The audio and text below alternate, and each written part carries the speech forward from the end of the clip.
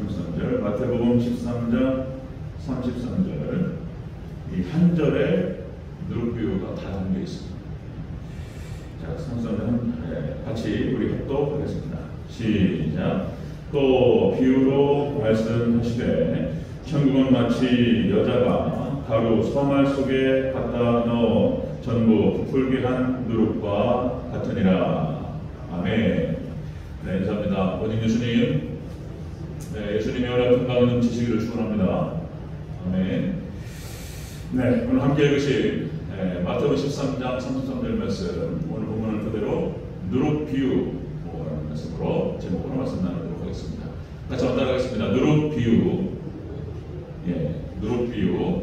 예수님께서 천국을 말씀하시면서 비유로 말씀하셨고 여러 가지 비유를 하셨는데 오늘 또 누룩 비유가 되겠습니다.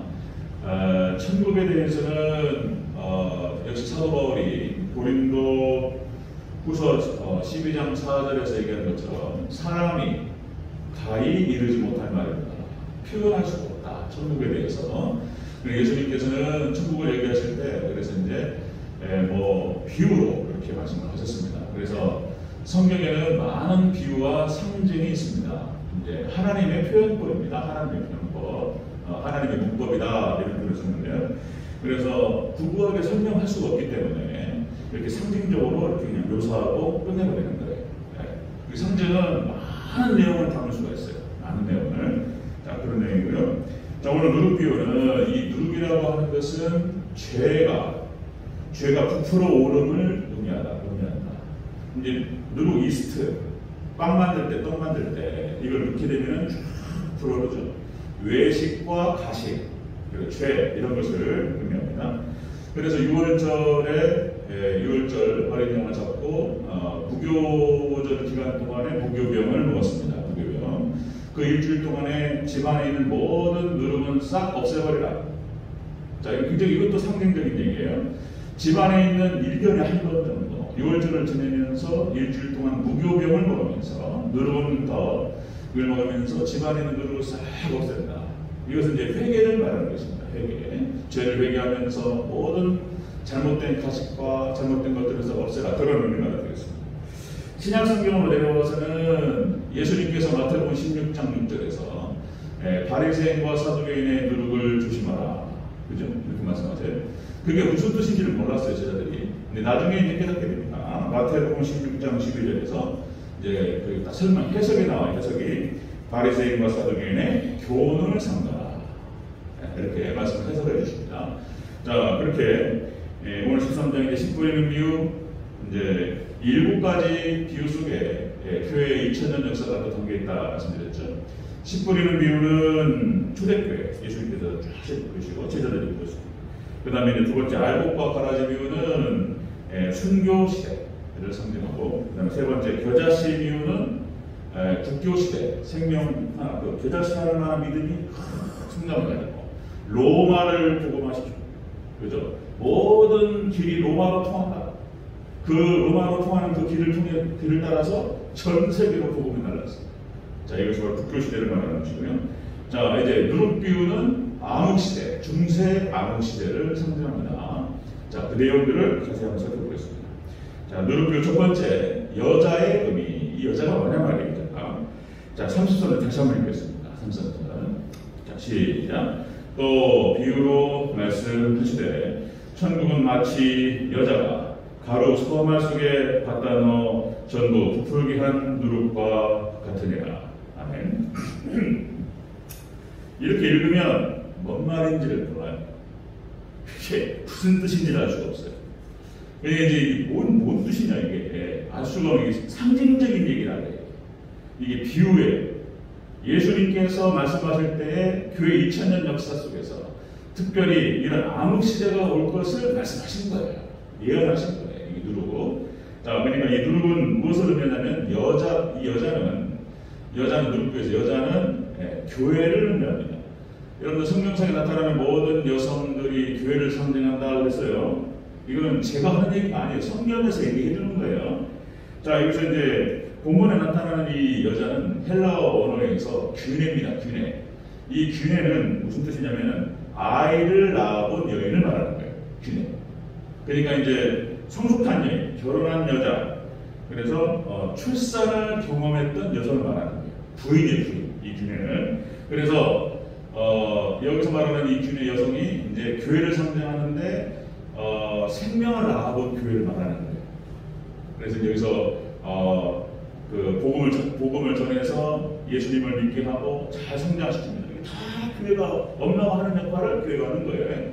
그래서 이제 성령이 나타나는 모든 여성은 교회를 상징한다. 자, 여러분들 갈라디아서 4장 26절에서 사라에 대해서 뭐라고 표현하냐면 사라가 아브라함의 아내 사라가 교회예요. 교회 이렇게 표현합니다. 오직 위에 있는 예루살렘은 자유자니 곧 우리 어머니라. 이 사라를 갖다가 예루살렘에 표현합니다. 우리 어머니라고 표현하면서 예루살렘. 그러니까 제가 말하는 게 아니고 신약성경에서 그렇게 해석을 해요. 사도 바울이. 그러니까 사라는 예루살렘을 생각합니다. 예루살렘이 뭡니까? 예루살렘이 교회인 거예요. 교회. 하나님께 다스리는. 그 다음에 리브가도 교회입니다. 리브가. 그죠? 이삭의 아내 리브가도 에서와 야곱을 낳고 장막에서 야곱을 키워요. 그죠? 장막에서 어머니를 떠나지 않고 어머니를 도우면서 그걸 잘 도합니다. 이 어머니를 통해서 믿음이 들어갔던 거예요. 야곱이 축복받았던 이유가 뭐냐면 교회에서 신앙생활을 잘한 거예요. 그런 거예요. 리브가가 교회를 상징하는 거예요. 그 다음에 자 야곱의 아내였던 라헬도 교회인 거예요. 교회. 라헬도. 라헬에서 누가 나오죠? 요셉과 베냐민이요.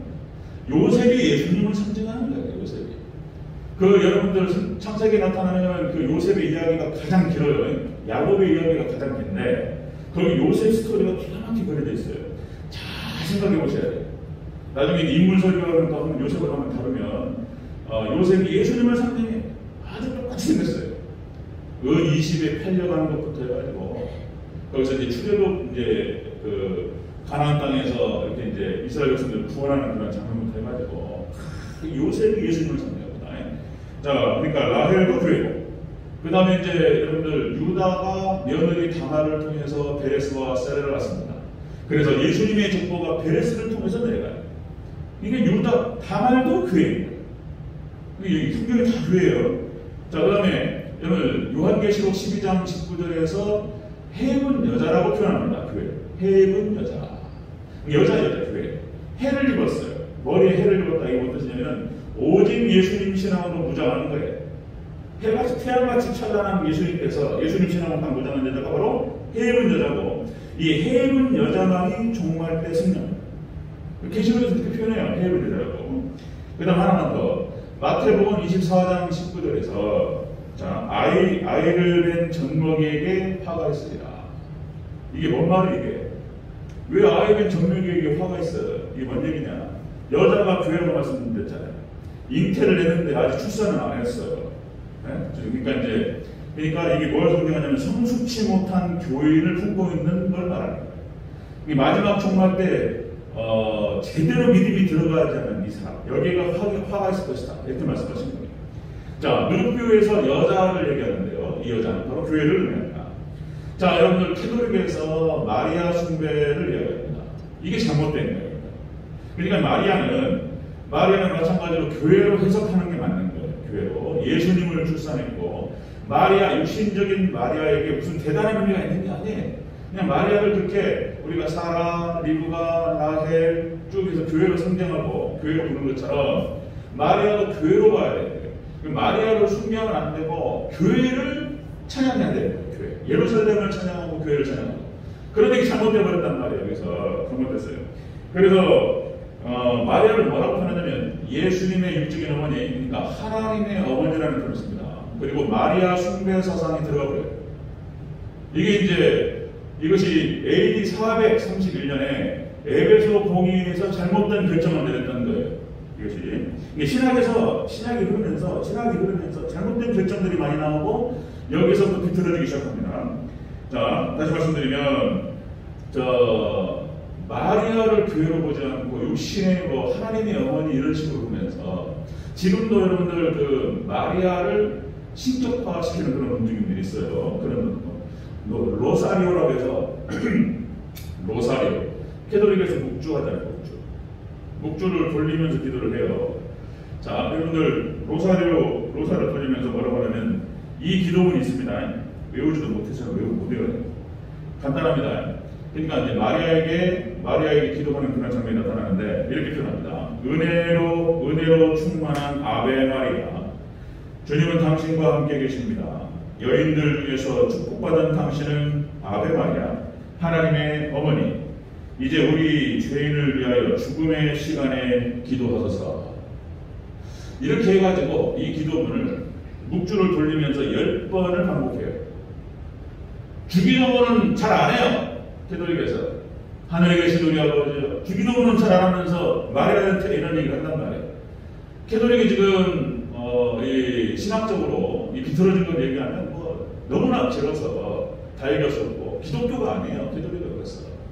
자, 중국인들을 마리아에게 부탁합니다. 잘못된 해석을 말하는 것입니다. 자, 누룩부에서 나타나는 이 여자는 교회를 의미한다. 그랬습니다. 자, 두 번째 보겠습니다. 누룩부에 나타나는 두 번째가 가로소말입니다. 가로소말의 의미. 가로소말이 뭘 말하는 걸까? 자, 다시 한번 읽겠습니다. 33절을 시작. 또 비유로 말씀하시되 천국은 마치 여자가 가로 서말 속에 갖다 넣어 전부 부풀게 한 누룩과 같으니라. 아멘. 이 본문도 3번 읽으면요 더 깊어져요. 자, 가로 서말이 뭘까? 왜 또 3이라는 숫자가 나오냔 말이에요. 가로 서말이 의미하는 것은 뭐냐면은 성경을 말하는 것입니다. 성경. 그러니까 구약 성경, 구약과 신약과 계시록을 말하는 거예요. 성경의 구조도 3의 구조로 되어 있다고 말씀드렸죠?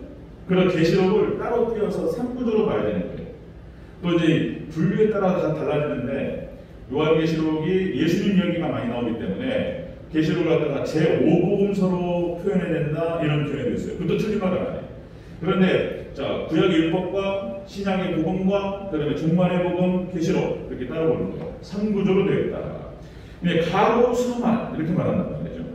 이 가로라고 하는 것은 여러분들 밀가루라든지 이제 유대인들이 양식으로 쓰는 걸 말하는 거예요. 밀가루. 자, 그러면 자, 여기서 교회에서 말하는 양식이라고 하는 것은 말씀을 의미합니다. 말씀을 말합니다. 자, 그렇게 해서 이제 이 서말이라는 표현을 쓰면서 자, 성경을 지칭하는 거예요. 그래서 이 누룩교회에서 딱 얘기하는 것이 그렇게 여자는 교회, 그리고 가로소말은 율법과 복음과 계시록 이렇게 얘기합니다. 자, 여러분들 성경 전체는 그렇게 말씀의 중요성에 대해서 아무리 강조해도 지나치 않는다. 자, 성경 전체는 말씀으로 이루어져 있습니다. 자, 하나님께서 태초에 말씀으로 천지를 창조하셨습니다. 그죠? 자, 여기서 이제 아마르라는 표현이 나오는데 이르시되 하나님께서 가라사대 빛이 있으라 하시면 빛이 있었고 하나님의 모든 창조 과정에서 다 말씀으로 하시는 말씀으로. 그러니까 이 아마르라고 하는 표현이 이게 이제 말씀이라는 표현인데 강력한 이게 의미가 있는 거예요. 이게 말씀. 그래서 말씀 창조. 그 다음에 신약 성경도 마찬가지로 예수님께서 결국엔 복음과 말씀을 통해서 복음을 통해서 영혼들을 구원하시는 거예요. 자, 이 말씀인 거예요, 말씀. 자, 마찬가지로 종말의 복음, 계시록도 마지막 이 종말 시대 때 계시록의 말씀을 통해서 교회를 깨우고 성도를 살려요. 이게 두 중인을 통해서 증거되는 말씀입니다. 자, 시편 107편 20절에서 이렇게 기록하죠. 시편 107편 20절. 그가 그의 말씀을 보내어 그들을 고치시고 위험한 지경에서 던지시는도다. 아멘. 하나님께서 창세기부터 요한계시록까지 여러분들 하나님 창조부터 해가지고 마지막 예수님 다시 오시는 그날까지 모든 구원의 방식은 반드시 말씀으로 하셔요. 하나님 말씀으로 복음을 보내셔서 말씀을 보내셔서 우리 영혼들을 구원하시고 우리들을 구원하시고 교회를 지키시고 우리를 지키시고 다 말씀으로 진행한다는 것입니다. 자, 여러분들 누룩교회에서 말하는 것이 바로 그것이다. 여자는 교회, 가로소말은 율법과 복음과 계시록의 말씀. 자, 여러분들 성경에 나타나는 모든 하나님의 종들이 하나님 사용하시는 종들이 다 말씀의 종들이에요. 말씀의 종. 하나님 말씀을 전달하는 사람들입니다. 하나님께 그 말씀을 통해서, 하나님께서 주의 종들을 통해서 전달된 그 말씀을 통해서 역사하시는 거예요. 자, 여러분 모세도 말씀의 종이었죠. 그래서 하나님께서 말씀하신 그 말씀 그대로 준행했던 거예요. 자, 그래서 애굽의 바로에게 가서 내 백성을 놓아주라. 하나님의 명령과 말씀을 전달하는 거예요. 그리고 율법의 말씀을 기록하죠. 자, 그렇게 해서 모세는 하나님 말씀을 그대로 순종하면서 말씀을 전달했고, 이 말씀을 전달하는 과정에서 하나님께서 능력으로 나타나셔서 이스라엘 백성들을 출애굽시키는 거예요. 말씀의 종이에요, 말씀의 종. 또 특별히 또 이제 모세는 예수님을 상징하죠. 예수님 상징. 이스라엘 백성들을 애굽에 노예된 백성에서부터 구원하는 장면. 그리고 이스라엘의 위대한 영도자 이런 표현을 쓰는데 모세가 말씀해 줍니다. 그 다음에 구약의 모든 선지자들도 다 말씀해 줍니다. 신약의 사도들이 다 말씀해 줍니다. 말씀해 줘. 그러니까 하나님께서 주신 말씀, 예수님께서 주신 말씀을 그대로 준행하면서 하나님 말씀, 예수님 말씀을 증거하는 거예요. 그러면 그 말씀이 나갈 때에 성령께서 같이 역사하시는 거예요. 성령은 따로 역사하시지 않습니다. 반드시 말씀과 함께 역사하죠. 이 분리시키는 순간 이상해지는 거예요. 여기서 이단이 나오는 거예요. 반드시 성령의 역사는 말씀의 역사와 함께 가는 거예요. 말씀이 갈 때, 복음이 갈 때, 예수님이 갈 때 성령께서 역사하셔서 거기에 놀라운 부흥의 역사가 벌어집니다. 자, 원리가 그렇습니다. 원리가. 자, 여러분 2000년 주의 역사 가운데에서 마찬가지입니다. 참종들의 모습을 우리는 다 말씀의 종인 거예요. 참종들이 다. 그러니까 중세 암흑 시대에 1000년 동안 복음이 닫혀버리는데, 그리고는 이제 5세기, 4세기, 5세기부터 15세기까지 복음이 닫혀요. 암흑 시대라는 표현입니다. 자, 그런데 비록 종교개혁자들을 통해서 말씀이 드러나는 거예요. 말씀. 칼빈, 루터, 칼빈 해가지고 다 말씀의 종들인 거예요. 그래서 종교개혁 때 주장했던 것이 역시 다른 얘기한 것이 아니고 오직 성령인 거예요. 오직 성경, 오직 예수님, 오직 믿음, 이것을 통해서 종교개혁을 일으켰고, 그리고 이 정신과 이 신학을 받아가지고 청교도들이 이제 꽃을 피웠던 거예요. 그러면서 쭉 역사가 여기까지 오게 되는데, 자, 종교 역사를 보면 그렇습니다. 다 말씀이에요. 하나님의 말씀, 하나님 말씀을 그대로 전달하는 거죠. 다시 말씀드리면, 말씀이 갈 때 부흥의 역사가 일어난다. 성령께서 역사하실 때 반드시 말씀의 노선을 따라가신다. 그죠? 이렇게 합니다. 자, 그래서 또 여러분들 히브리서 4장 12절 말씀 저 뒤에 붙였던 거 그대로입니다. 하나님의 말씀은 살았고 활력이 있어서, 그죠? 뭡니까? 좌우의 날선 검보다 예리하여. 하나님 말씀이 영과 혼과 골수, 관절과 골수를 쪼갠다는 거예요. 그리고 여러분들 우리 육신을 고치고 영혼을 고치고 다 바꿔버려야 돼요. 우리 마음 상태를 바꿔버려요. 그래서 역시 교회는 말씀이 충만하고 말씀이 형통하게 될 줄로 믿습니다. 하나님 말씀이 임하면, 성령께서 말씀과 함께 임하시면, 여러분들 우리 마음에 여러 가지 복잡하고 마음에 근심 걱정 있고 여러 가지 시끄럽단 말이에요. 말씀이 제대로 임해가지고 말씀이 들려왔고 그리고 말씀의 은혜가 돼버리면 마음이 바뀌어버려요. 그러니까 이제 하도 이제 우리 학교에서 교수님들한테 우리 선생님한테 막 끊임없이 들었던 말씀이 이제 진리예요, 진리. 그러니까 목사는 다른 게 아니고 설교. 하도 많이 듣고 저도 하도 그것만 찾아봐가지고. 그러니까 다른 게 아니고 예배 때 말씀을 통해 성도들 은혜가 돼버리면 끝나버려요, 그냥. 뭐 다른 걸로 하는 게 아니고 말씀으로. 말씀에 목숨을 걸어라. 얼마나 많이 들었는지 모릅니다. 여러분들 늘 항상 말씀을 사모하시고 말씀 앞에 더욱더 가까이 나아가시기를 주님으로 축원합니다. 아멘. 그러니까 이 누름표를 통해서 이 얘기를 하고 있는 거예요. 지금 여자는 교회, 그 다음에 가로 서말은 율법과 복음과 계시록, 이 말씀을 합니다. 자, 이제 세 번째가 이게 타락한 거예요. 이 말씀이. 이게 이제 문제가 됩니다. 자, 누름표의 세 번째, 부풀게 한 누룩이 뭐냐? 이게 이제 말씀이 타락한 것이죠. 자, 3절 다시 한번 읽겠습니다. 3절 다시 시작. 또 비유로 말씀하시되 천국은 마치 여자가 가루 서말 속에 갖다 넣어 전부 부풀게 한 누룩과 같으니라. 아멘.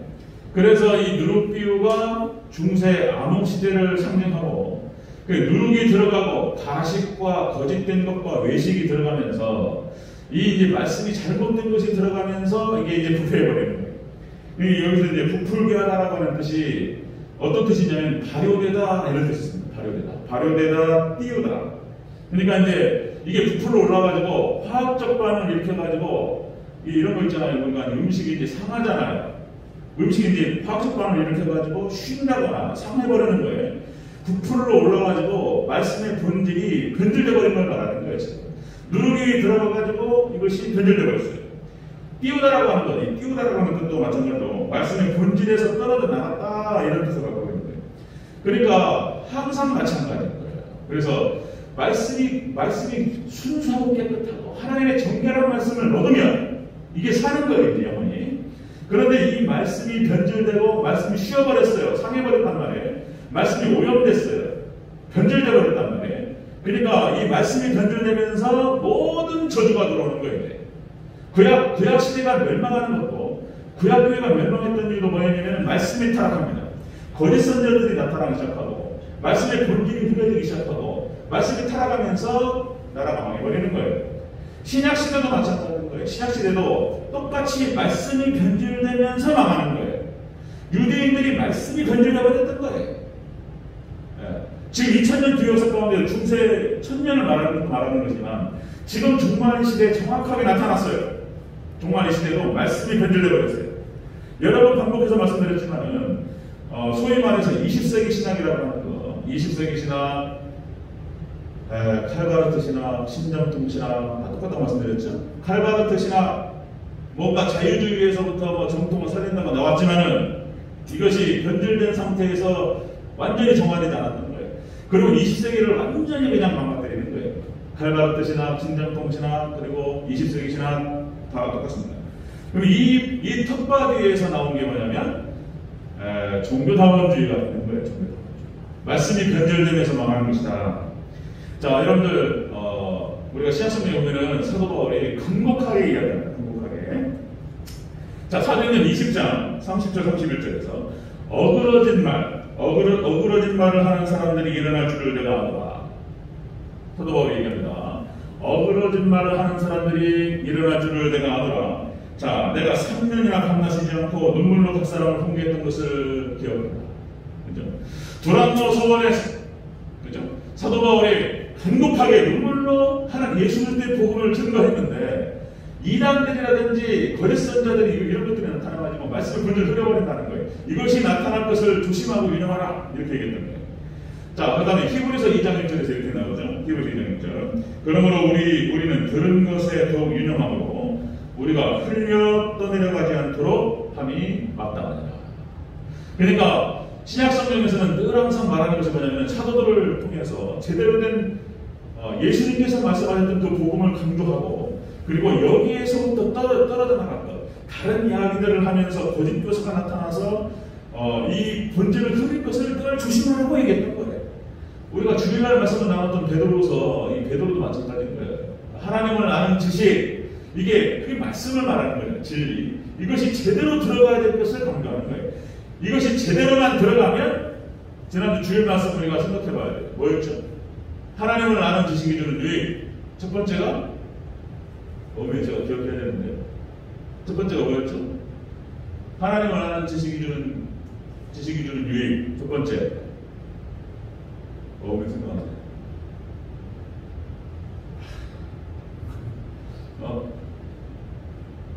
생각 안 났을까요? 큰일 났네. 한 사람은 생각 안 나니까. 그러니까 하나님을 아는 지식이 주는 지식이 주는 유익. 뭐 생각나면 나중에 말씀드리고. 그러니까 하나님을 아는 지식과 말씀과 진리가 바르게 들어가면은 거기에 모든 축복이 있다는 거예요. 거기에 하늘의 신령한 복과 땅의 기름진 복이 들어가기 시작하고 그리고 결국에 마지막에는 천국인과 영생, 조회가 들어간다는 거예요. 자, 그런 말씀이죠. 자, 다시 한번 강조 말씀드립니다.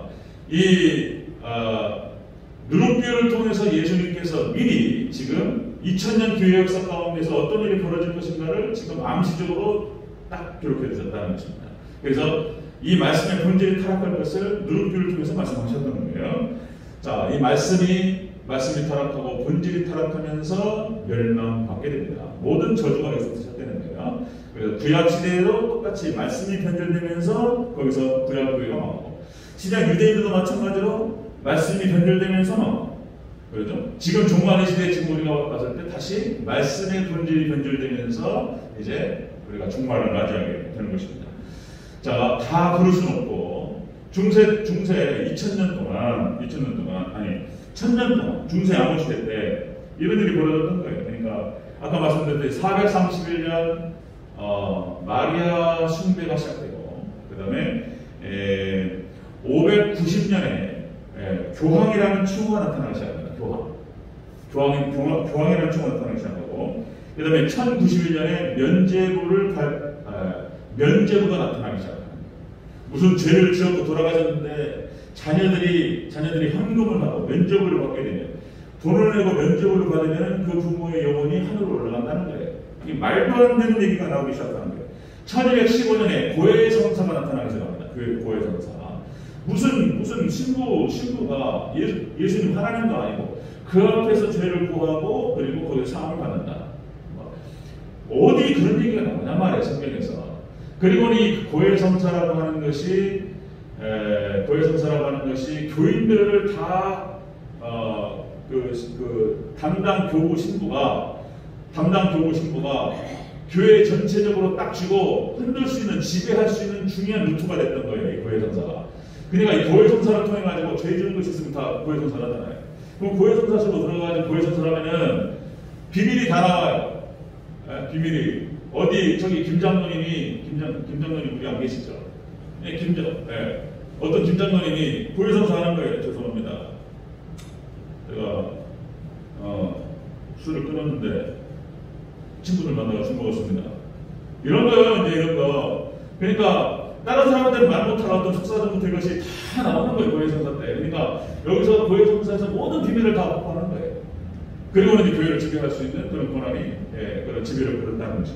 고해성사가 나오고, 그 다음에 가경이라고 해서 정경으로는 들어볼 수가 없습니다. 가경.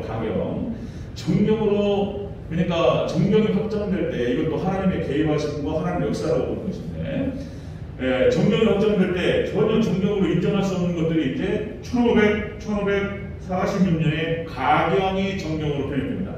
그러니까 캐톨릭의 믿음과 우리 개신교는 완전 다른 거예요. 믿음의 체계가 다릅니다. 자, 그 다음에 1870년에 교황 무호설이 나와요. 교황 무호설. 1870년은 교황은 오류가 없다는 거예요. 그래서 교황이 교회의 모든 정책을 갖다 결정할 때 이것은 하나님께서 내신 것이기 때문에 오류가 없다 이렇게 말하는 거예요. 무슨 교황이 오류가 없습니까? 이런 거. 마지막으로 하나만 더. 1962년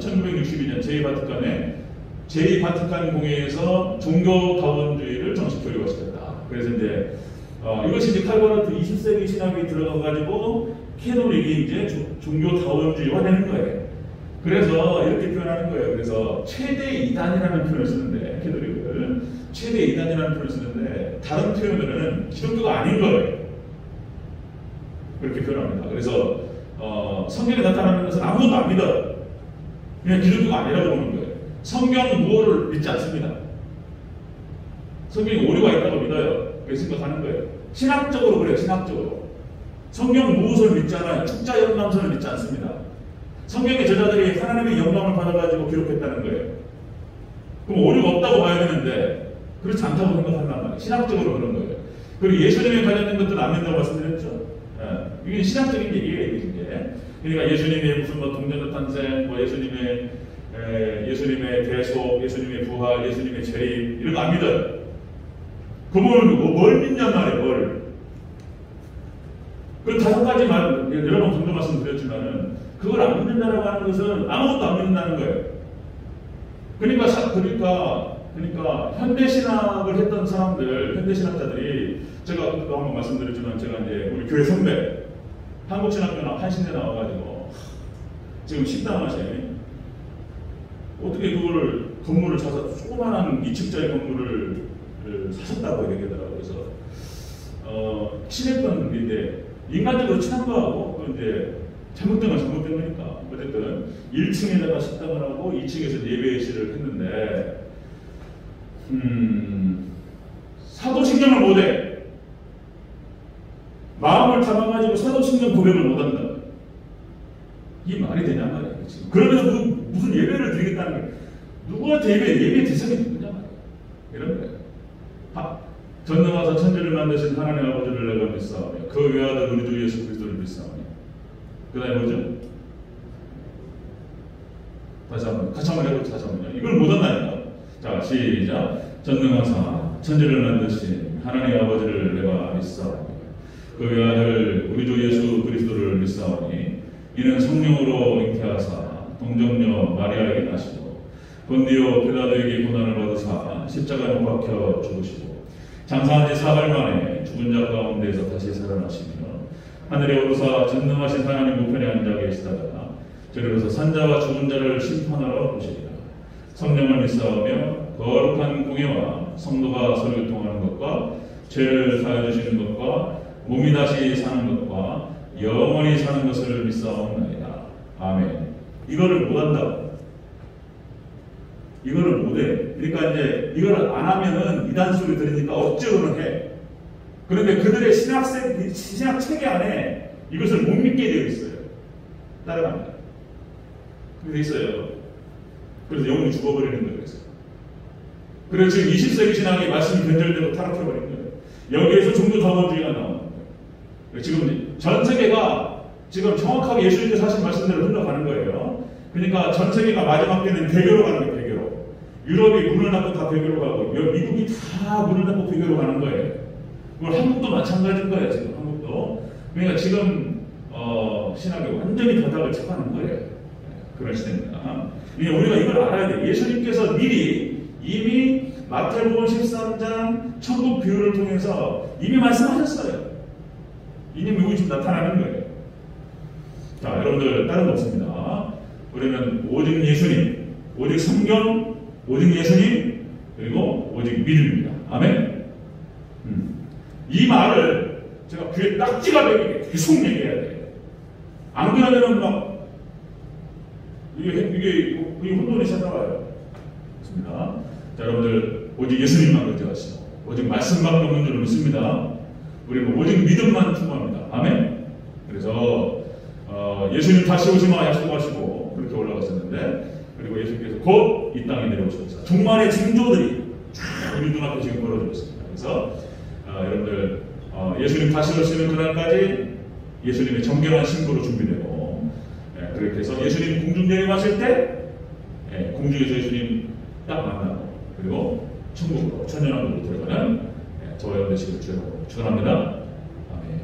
기도하겠습니다.